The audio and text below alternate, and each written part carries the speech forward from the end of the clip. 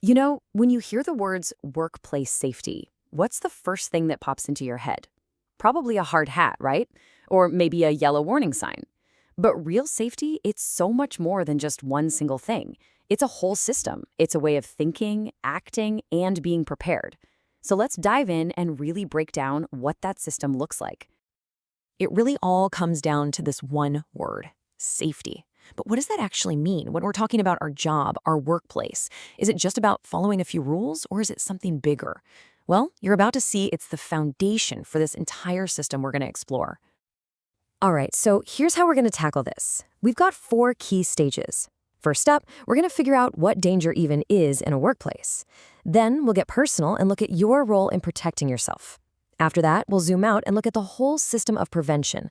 And finally, we'll cover what to do in that critical moment when an accident actually happens. So let's start right at the very beginning. It makes sense, right? Before we can be safe, we have to know what we're trying to be safe from. This is all about learning to see your work environment with a new set of eyes, with a safety-first mindset.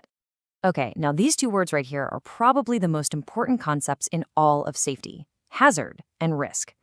They sound similar, but they're not the same thing at all. A hazard is the thing that has the potential to hurt you. Think of a puddle of water on the floor.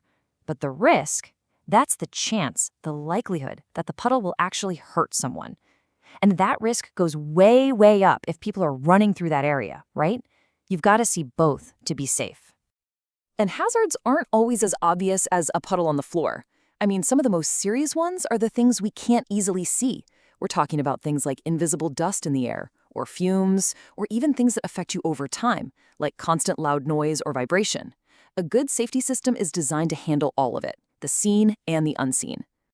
Okay, so we've identified the hazards. What do we do now? Well, that brings us right to our first and maybe our most personal layer of protection. It's all about what you yourself can do to stay safe. And that, of course, means we're talking about PPE, personal protective equipment.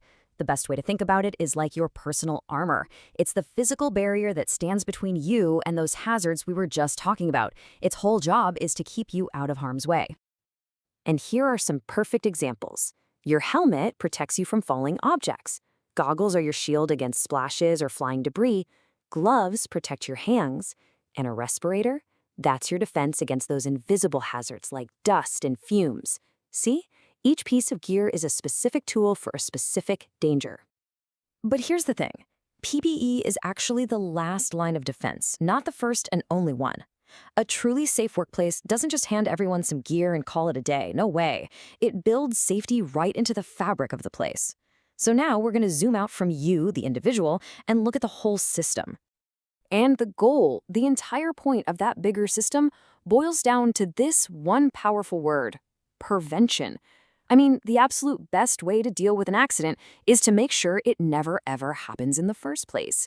Every single rule, every procedure, every sign is all about being proactive instead of just reactive. And prevention isn't just a one-time thing you set up and forget. It's a cycle. It's always in motion. It starts with inspection, actively looking for hazards. That leads to creating safe procedures. Then you use signage to communicate those risks clearly. You do training so everyone knows what to do. And all of that together builds a culture of awareness, which, guess what? It feeds right back into doing better inspections. It just keeps going. Let's just focus on procedure for a second. I know, the word can sound a little boring, like it's just red tape. But it's not. A procedure is basically the collected wisdom of the safest and best way to get a job done. It's a blueprint for working without getting hurt. And honestly, following it is one of the most powerful safety tools we have. Now, we have to be realistic. Even the very best systems with the best people aren't absolutely perfect. So what happens when something goes wrong? What happens when, despite everything, an accident occurs? This is our last section, and it might just be the most important. This is it. The moment nobody ever wants to face, but the one everyone has to be ready for. When an accident happens, your worst enemy is panic. A clear plan and a calm head, those are your best friends. And that is exactly why we have a response protocol. Step 1, recognize that it's a real emergency. Step 2, follow that evacuation plan you've been trained on. Don't second guess it, just go. Get yourself and others to safety. And step 3, if you're trained to, give first aid to anyone who needs it until the professionals get there. A calm step-by-step response can literally change the outcome. So as we wrap this up, I want to leave you with this idea, because it really just ties everything we've talked about together. Think about it. From spotting a hazard to grabbing the right PPE to following a procedure, it all begins with being aware. Aware of your surroundings, aware of your actions, and aware of your part in this whole system. And that leads us to this one final question for you to think about. After going through this whole system, from finding dangers to responding to accidents, what do you think? Is safety some destination you finally arrive at and then you're done? Or is it more like a continuous journey, something you have to practice and be mindful of every single day?